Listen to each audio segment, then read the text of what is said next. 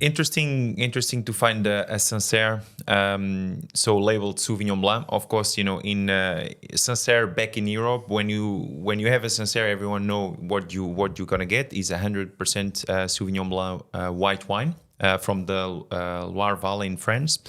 So this actually labels Sancerre, and then Appellation d'origine protégée, which is obviously the AOC AOP for the region, and then they label it Sauvignon Blanc, and it's just how they are so driven to sell their wine to the export market, because back home they wouldn't need that, because everyone knows Sancerre is a Sauvignon Blanc but here, region. Nobody, and especially because New World, wine countries, US, Australia, New Zealand, we would always label by varietal. So when you go in a bottle shop, if you see Sauvignon Blanc on the bottle, okay, yeah, sure, I know what I'm getting. Yeah. I'm buying this. If you knew this, can you drop a comment below on our YouTube saying, I did know that Sancerre was Sauvignon Blanc and I did know the Chablis was Chardonnay, just so we can learn who's watching this and your level of knowledge as well, because, mine was none when we started this. And if you're watching this on Instagram, drop a little note below. Did you know that as well? Let's crack into this bottle. It's less than $30, bought from Dan Murphy's, as we try and find the best $30 bottle of wine in Australia using the master sommelier sitting next to me, Carlos Santos's incredible skills with wine. Thank you, Angus.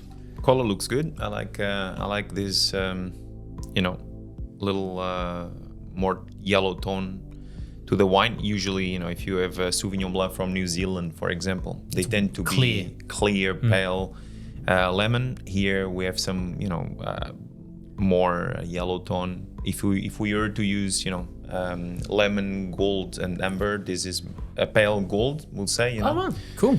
Nose. Do you know what's interesting? As this is, it's a Sancerre, but let's call it a Sauvignon Blanc Sauvignon Blanc, yeah. To compare it to, other ones that we've had on this podcast.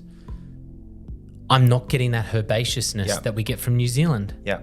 Is that? Yeah, it's very true. That's from the get-go a very good point. It's that New Zealand Sauvignon Blanc, it's, overall much riper and much more fruity and exuberant, pungent, herbal and vegetal notes.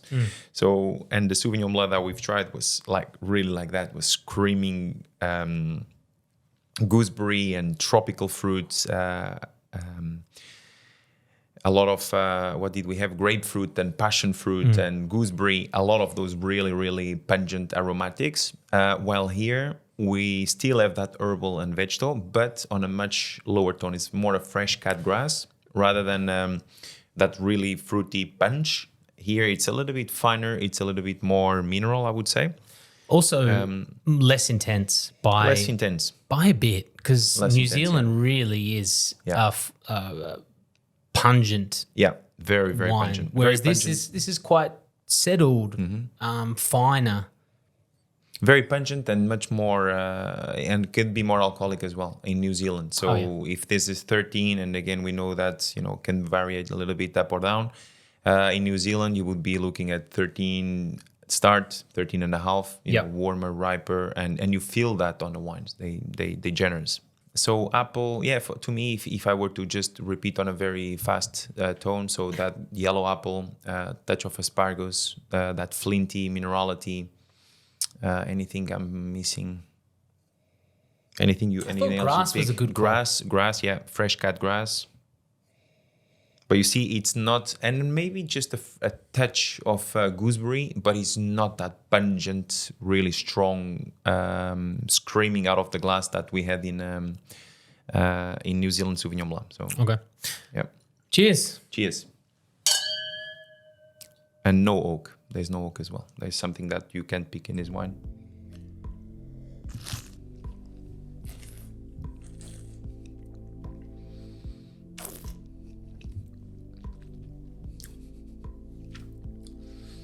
It's not bad. But let's go through our tasting as we start. Will we always start? Sweetness. It's a dry wine. Dry, and notice how it's much more savory, dry wine. And while the New Zealand Sauvignon Blanc was kind of savory, it was a dry, sweet. The ripeness of the fruit was so sweet. That's, you know, it's just much more rounder and warmer and generous, while this one is kind of turned down from that, obviously from all the aromatics, but the dryness is more savory. So yeah. Okay, great. Acidity. I'll go again here. Mouth-watering, left behind. Swallowed it right in my mouth and swallowed.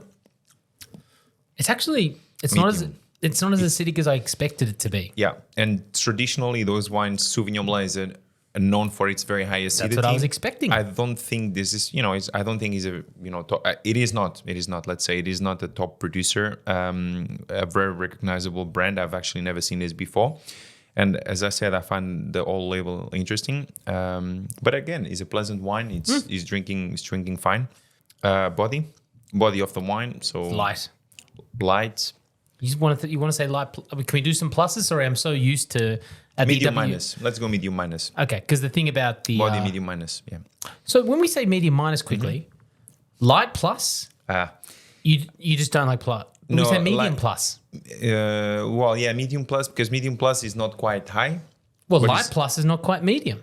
Yeah, but this is interesting. It's interesting. I think medium minus just sounds like it's not on a light bracket. It's not like a Muscadet, which is super light. But I'd rather, if I was in school, I'd rather get a C plus than a B minus. We did just briefly mention alcohol, and I think it's worth obviously stating it's a medium. Yeah, apple, which is yellow apple, is not like a green tart apple, but it's yellow apple. There's some ripeness to it. A touch of that gooseberry. I mean, just repeating ourselves on the nose, but it really is a slight sense of saltiness on the palate, because now you can actually taste it, and that again really reflects those mineral soils, which are very very earthy up there. So that wet rock minerality, and yeah, I mean, I think that's it. It's a fairly simple wine. Touch of herbal, that fresh cut grass that we've mentioned before is also perceptible on the palate.